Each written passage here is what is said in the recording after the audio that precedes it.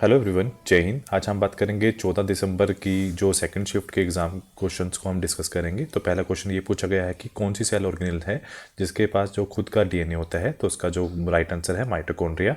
Mitochondria का काम क्या होता है, ये हमें एटीपी देता है सेल को। और एटीपी की जो फुल फॉर्म है वो क्या है, एडेनोसिनाइन ट्राई फॉस्फेट उसकी फुल फॉर्म है। और ये क्या करती है, ये क्या है, एक एनर्जी करेंसी है हमारे सेल की। तो इसके पास अपना खुद का डीएनए होता है। अगला क्वेश्चन ये पूछा गया है कि हाल में ही जो ग्लोबल यूनिकॉर्न इंडेक्स 2025 में भारत का कौन सा स्थान है। तो उसका जो राइट आंसर है वो तीसरे स्थान पर आया है। और अगर बात करें हम यूनिकॉर्न की कितनी संख्या थी, वो तो 64 थी। तो भारत में जो भारतीय जो यूनिकॉर्न है वो कौन सी है, जो रोधा, ड्रीम 11 और रेजो प्रे जो है वो जो टॉप की यूनिकॉर्न्स रही हैं। उसके बाद हम शहर की बात करें, बेंगलुरु, मुंबई और जो गुरुग्राम है वो सबसे टॉप पोजीशन पर रहे हैं। अगला क्वेश्चन ये पूछा गया है कि सिविल जो सर्विसेज डे है 2025 है, उसका जो विषय है वो क्या था, उसका जो थीम था 2025 का क्या था। तो उसका जो थीम था empowering citizen through efficient and transparency governance, उसका थीम था। अगर आप बात पूछी जाए आपसे, जो सिविल डे है वो कब मनाया जाता है, ये 21 अप्रैल को मनाया जाता है। और इसमें जो जितनी भी सर्विसेज हैं उसमें उन्होंने ये बोला है कि जितनी भी जो काम कर रहे हैं गवर्नमेंट्स का, वो ट्रांसपेरेंसी के थ्रू किया जाएगा, उसके अंदर कोई भ्रष्टाचार नहीं होगा। अगला क्वेश्चन ये पूछा गया है कि प्रधानमंत्री नरेंद्र मोदी ने अक्टूबर 2025 में 42,000 करोड़ की लागत से किसानों के लिए कौन सी परियोजना लॉन्च की है। तो उसका जो राइट आंसर है पीएम धन धान्य जो कृषि योजना लॉन्च की है। और ये कब की है, तो जो प्रधानमंत्री नरेंद्र मोदी हैं उन्होंने ये नई दिल्ली में भारतीय कृषि अनुसंधान संस्थान के में आयोजित एक समारोह में जो देश के जो किसान हैं उनको 42,000 करोड़ रुपए से अधिक की जो परियोजनाओं का उपहार दिया है। और इस मौके पर उन्होंने दो योजनाएं भी दी हैं, प्रधानमंत्री धन धान्य योजना और दलहन आत्मनिर्भरता मिशन का शुभारंभ किया है। अगला क्वेश्चन ये पूछा गया है कि अमन जो शेरावत है वो किस खेल से संबंधित हैं। तो उनका जो राइट आंसर है वो कुश्ती से रिलेटेड है। वो एक भारतीय पहलवान है जिन्होंने 2024 में पेरिस ओलंपिक के अंदर जो कांस्य पदक अपने नाम किया था। उसके बाद अगला क्वेश्चन में ये पूछा गया है कि मई 2025 में पुर्तगाल के जो पुनः प्रधानमंत्री कौन बने हैं। तो उनका नाम है लुइस मेंटेगिनो जो है वो पुनः प्रधानमंत्री बने हैं। और उन्होंने ये पदभार 2024 में भी संभाल रखा था। तो मई 2025 में वो अगेन पुनः प्रधानमंत्री बने हैं। अगला क्वेश्चन, कौन सा जो है लेड जो शीशा है उसका जो यौगिक जो है, मतलब कौन सा एलिमेंट है जो can not displace lead and form its compound. तो इसका जो राइट आंसर है तांबा है। तो जो शीशा है जो है तांबे की तुलना में ज़्यादा अभिक्रियाशील होता है, लेकिन मैग्नीशियम, एल्युमिनियम और कैल्शियम की तुलना में कम होता है। जबकि तांबा जो है वो जो लेड की तुलना में कम अभिक्रियाशील होता है, इसीलिए ये शीशा का है और उसके यौगिक में विस्थापित नहीं कर पाएगा। अगला क्वेश्चन ये पूछा गया है कि हाल में ही किस देश से जूट उत्पादों का जो आयात होता था उस पर प्रतिबंध लगा दिया है। तो राइट आंसर है जो बांग्लादेश के ऊपर प्रतिबंध लगा दिया है। तो बांग्लादेश में जो जितने भी भूमि मार्ग हैं, जो लैंड रूट है के जरिए जो जूट उत्पादन आता था, जैसे कपड़ा, रस्सी और बोरे का जो आयात था वो प्रतिबंध कर दिया है, ताकि घरेलू उद्योगों को सब्सिडी और उत्पादकों से बचाया जा सके। यह प्रतिबंध अगस्त 2025 पे लगाया गया है। जबकि अगर हम बात करें जूट उत्पादकों का जो आयात अब केवल समुद्री मार्ग से ही हो सकता है। अगला क्वेश्चन में पूछा गया है कि निम्नलिखित में से कौन सी खिलाड़ी को मई 2025 में अखिल भारतीय फुटबॉल महासंघ AIFF पुरस्कारों में जो अवार्ड दिया गया है, man player of the year से नामांकित किया गया है, उनका नाम क्या है। तो उनका जो राइट आंसर है वो है सुभीष घोष जो हैं उनको नामांकित किया गया है। 2025 में मई में जो घोषित अखिल भारतीय फुटबॉल महासंघ में सुभीष जो बॉस हैं उनको man player of the year का जो से नामांकित किया गया है, जो मोहन बागान सुपर जायंट के डिफेंडर और कप्तान हैं। तो 2024 और 25 में उन्होंने अपने सीजन में जो बहुत उत्कृष्ट जो प्रदर्शन दिखाया है उसके लिए से जो है प्रतिष्ठित अवार्ड दिया गया है। अगला क्वेश्चन ये पूछा गया है कि संसद में जो पेश हुआ है बजट 2025 और 2026 की बात करें तो उनके जो अनुसार जो राजकोषीय घाटा है, जो फिस्कल डेफिसिट है, जो जीडीपी का अनुमान कितना प्रतिशत है, तो उसका जो राइट आंसर है 4.4% है। तो जो हमारी केंद्रीय वित्त मंत्री निर्मला सीतारमण ने घोषणा की है कि 2025 और 26 में जो राजकोषीय घाटे का जो जीडीपी है का अनुमान 4.4 निर्धारित किया गया है। और 2000 जबकि देखा जाए 2024 और 2025 के संशोधित अनुमान 4.8 से कम है। तो अगला क्वेश्चन पूछा गया है कि ओम के नियम के अनुसार यदि कोई चालक पर लगाए गए विभवांतर मतलब वोल्टेज को दुगना कर दिया जाए तो करंट पर क्या प्रभाव पड़ेगा, तो उसका जो राइट आंसर है जो दो करंट है वो डबल हो जाएगा। तो ओम का नियम क्या कह रहा है, V is equal to IR के अनुसार जो वोल्टेज है जिसकी वो दुगना किया जाए तो जो रेजिस्टेंस पर स्थिर रहता है तो जो करंट है वो दुगना हो जाएगा, क्योंकि धारा और वोल्टेज के साथ जो अनुपातिक होती है, मतलब जो करंट है is equal proportional to the voltage, इसलिए जो सही उत्तर है वो बी रहेगा। अगला क्वेश्चन, जो कनकेव मिरर है अगर में यदि सेंटर ऑफ कर्वेचर रखा जाता है तो उसका प्रतिबिंब कहाँ बनता है, तो उसका जो राइट आंसर है at the centre of curvature.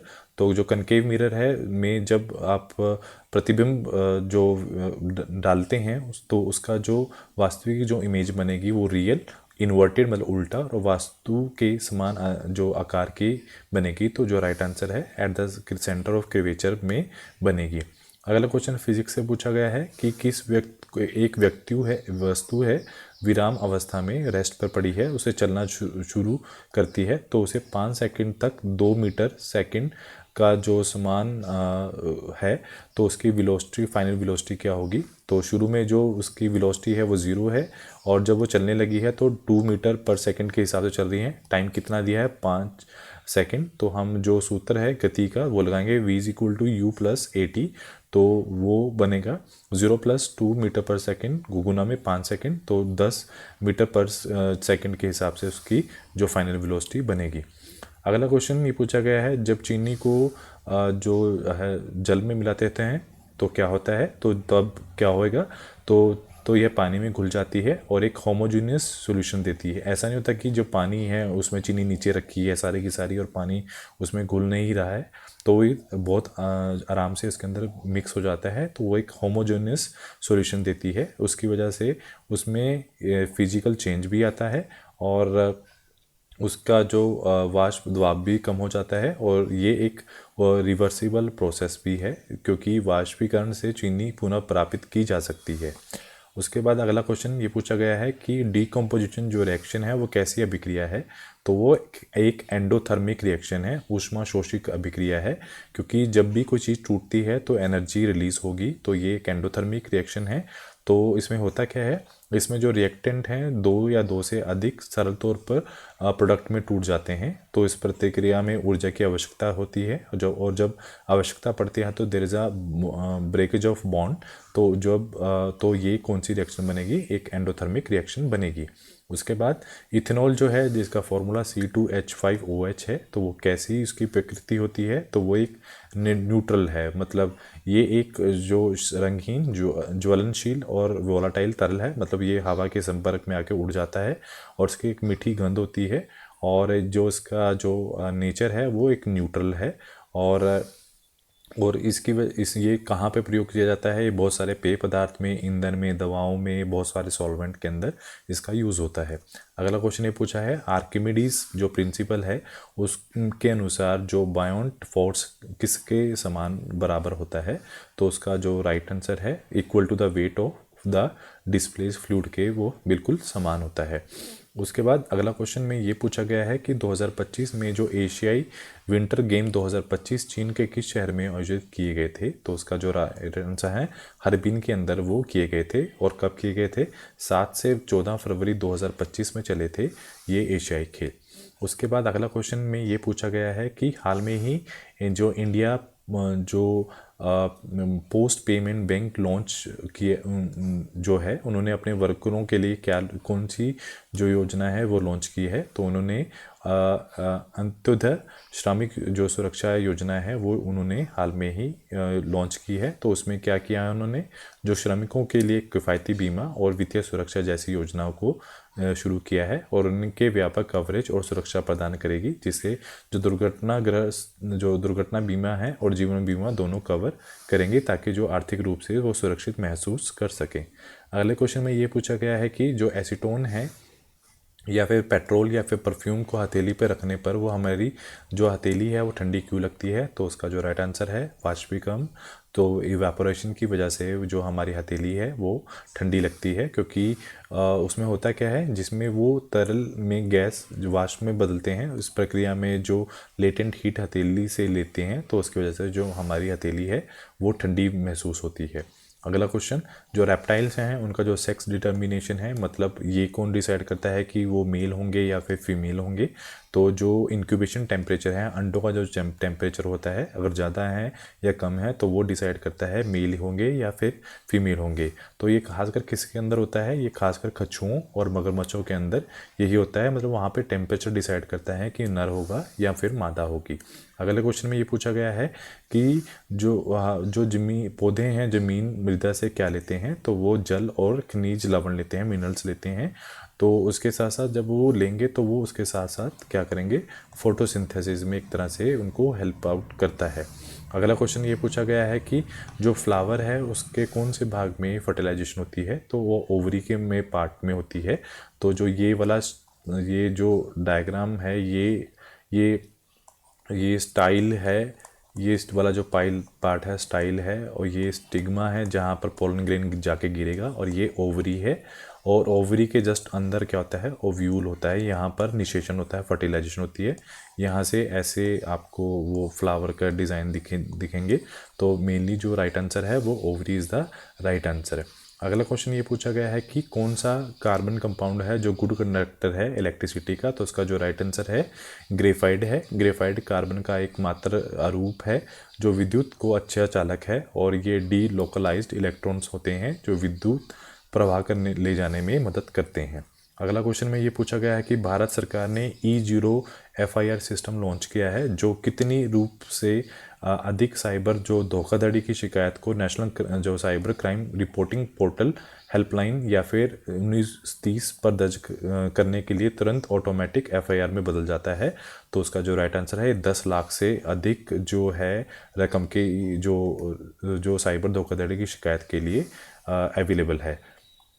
अगला क्वेश्चन ये पूछा गया है कि मार्च 2025 में अगर हम हेल्थ केयर क्षेत्र में AI जो वॉइस असिस्टेंस ड्रैगन को पायलट किस कंपनी ने लॉन्च किया है। तो उसका जो राइट आंसर है माइक्रोसॉफ्ट ने वो लॉन्च किया है, और जिसमें चिपसॉफ्ट और कैटल जैसी कंपनी के साथ साझेदारी की है, और ताकि डॉक्टरों को क्लिनिकल दस्तावेजीकरण और कार्यों को स्वचालित करने में मदद मिल सके।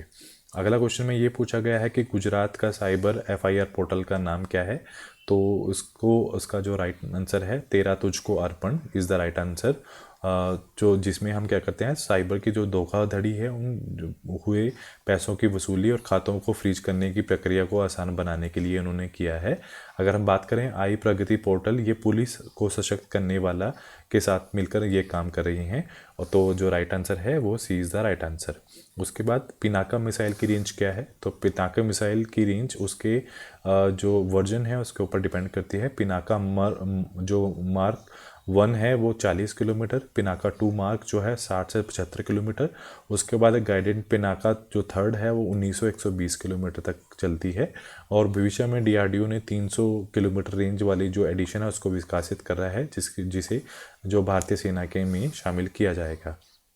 अगला क्वेश्चन, जो mechanical energy is equal to किसकी इक्वल होती है। तो वो sum of kinetic and potential energy की इज इक्वल टू होती है। तो mechanical energy is equal to kinetic energy and potential energy. और आज का जो सेकंड लास्ट क्वेश्चन है उसमें पूछा गया है कि AQI जो है एयर इंडेक्स क्वालिटी इंडेक्स जो है के अनुसार 2024 और 25 का सबसे प्रदूषित शहर कौन सा बना है। तो उसका नाम है बर्नीहाट है, और ये कहाँ का शहर है, ये मेघालय सीमा पर है, जो भारत और दुनिया का सबसे प्रदूषित शहर बना है। जबकि जो दिल्ली है सबसे प्रदूषित राजधानी बन गई है। हालांकि रिपोर्टों में गाजियाबाद और नोएडा जैसे शहरों का भी उल्लेख किया गया है।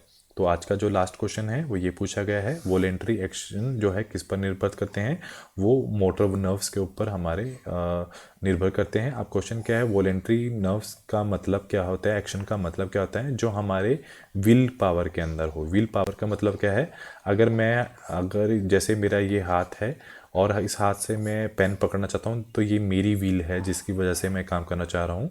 तो एक होती है इनवॉलेंट्री एक्शंस। इनवॉलेंट्री एक्शंस होते हैं जिस पे बॉडी का कोई एक तरह से अधिकार नहीं होता, जैसे मेरी आंख झपक रही है या फिर जो मेरी हार्ट बीट 24 घंटे चल रही है, ये बॉडी अपने आप से कर रही है। तो वॉलेंट्री एक्शन जो मेरे विल पावर के अंदर है, और इनवॉलेंट्री एक्शंस जो मेरे विल पावर के